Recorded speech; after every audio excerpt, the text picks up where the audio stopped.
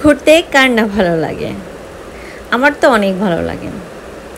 পরিবারকে নিয়ে সুন্দর একটা দিন কাটাতে চলে গেলাম কুমিল্লা। এখন আছি আমি কুমিল্লার ম্যাজিক প্যারাডাইস। কুমিল্লার ম্যাজিক প্যারাডাইস এত সুন্দর, আমি এর অনেক ভিডিও দেখেছি, অনেক কথা শুনেছি, যারা গিয়েছে অনেক সুন্দর। নিজে গিয়ে তার প্রমাণও পেয়েছি। ঢোকার সময় যে এন্ট্রি টিকিটটা দেয় ওটার সাথে 3টা বা 4টা রাইড ফ্রি থাকে। তো আমরা প্রথমে পরিয়াপ্পানকে একটা রাইডে দিয়ে দিলাম, ওরা একটা রাইড উপভোগ করলো।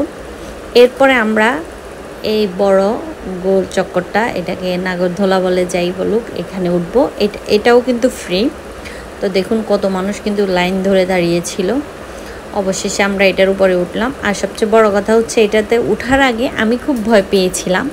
আমি ভেবেছিলাম এটা যখন ঘুরবে তখন আমি খুব ভয় পাবো। আসলে বিষয়টা তেমন ছিল না। এটা এত আস্তে ঘুরে মানে পুরা ম্যাজিক প্যারাডাইসটা আপনি এখান থেকে উপভোগ করতে পারবেন।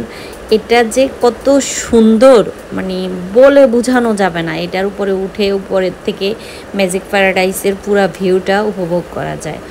অসাধারণ এক কথায়। আমরা নামার সাথে সাথে দেখছি এখানে আবার নাচ গান হচ্ছে। তো এই যে এখানে দেখুন কত মানুষ সিরিয়ালে ওঠার জন্য আবার দাঁড়িয়ে আছে।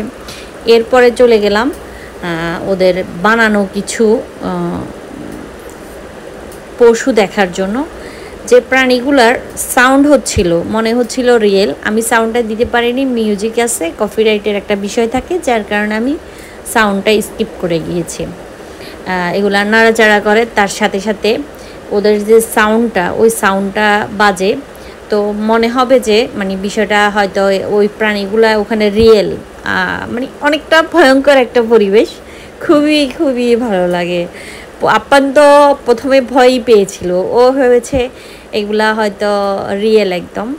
যাই হোক, এত সুন্দর ন্যাচারাল পরিবেশ, একদম মনে হবে যে আপনি বন জঙ্গলে চলে এসেছেন, বন জঙ্গলের প্রাণীগুলোর সাথে আপনি সাক্ষাৎ করছেন। এই যে এটা তো মনে হবে যে সত্যি সত্যি আপনাকে খেয়ে ফেলবে। তো এটা মানে এক কথায় বলবো যে অসাধারণ, মানে অনেক ভালো লেগেছে। আর আমি তো ফেনী থেকে গিয়েছি। ফেনী থেকে যদি যাওয়ার হয় সকাল একটু তাড়াতাড়ি সকালে বের হলে কোটবাড়ি, তারপরে ওখানে বৌদ্ধবিহার, এগুলা সব কিছু দেখে একসাথে মানে আবার ঘুরে আসা যায়। তো ভালোই লেগেছে, আবার দিনে দিনে ব্যাক করা যায়। তো অসাধারণ অসাধারণ। এই প্রাণীটার নাম আমি জানি না, অনেক বিশাল বড় ডাইনোসর মনে হয় এটাকে, না কি বলে আমি জানি না। আপনাদের জানা থাকলে আমাকে কমেন্টসে জানাবেন। এখানে আবার বাচ্চাদের কিছু অ্যাক্টিভিটিস আছে, ওরা এখানে খেলবে। তো এখানে আর নামি নেই, পরে চলে গেলাম সুইমিংয়ে। ওখানে গিয়ে তো অবশ্যই আমরা গোসল করব। আপনারা জানেন আমরা এটা কতটা বেশি এনজয় করি। আপ্পান তো বেশি এনজয় করে, আমাদের কাছে খুবই ভালো লাগে। এখানে ড্রেস চেঞ্জ করার জন্য জায়গা আছে। তো আমরা সুইমিংয়ে নামার জন্য যে ড্রেস নিয়ে গিয়েছিলাম ওইটা পরে ফেলছি, পরে আমরা সুইমিংয়ে নেমে গেছি।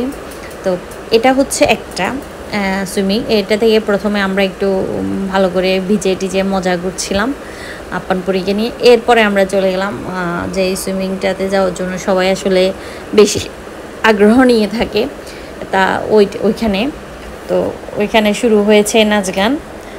উপরে নাচ গান চলতেছে। আপ্পান তো মানে এত বেশি এনজয় করেছে। আপনাদেরকে আমি এখানে যাওয়ার কিছু তথ্য দিয়ে দিচ্ছি। যাওয়ার যেখান থেকে যাবে ওখান থেকে কার কেমন ভাড়া যাবে এটা তো সবাই জানেন।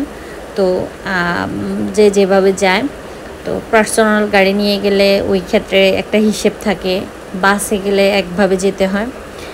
আর হচ্ছে এখানে যাওয়ার পরে এন্ট্রি টিকিট ছিল 350 টাকা করে। আমরা যখন গিয়েছিলাম তখন 350 টাকা জনপ্রতি। আপ্পানেরও টিকিট লেগেছিল।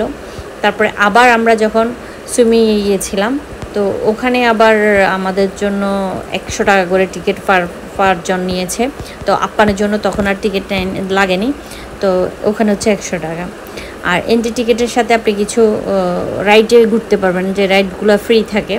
তো আমরা এন্ট্রি টিকিটের সাথে যে রাইডগুলো ফ্রি পেয়েছি, আমরা এই রাইডগুলো উপভোগ করছি। আপ্পান আর আমিও একটা রাইডে উঠলাম, আপ্পান আমাকে ছাড়া উঠবে না।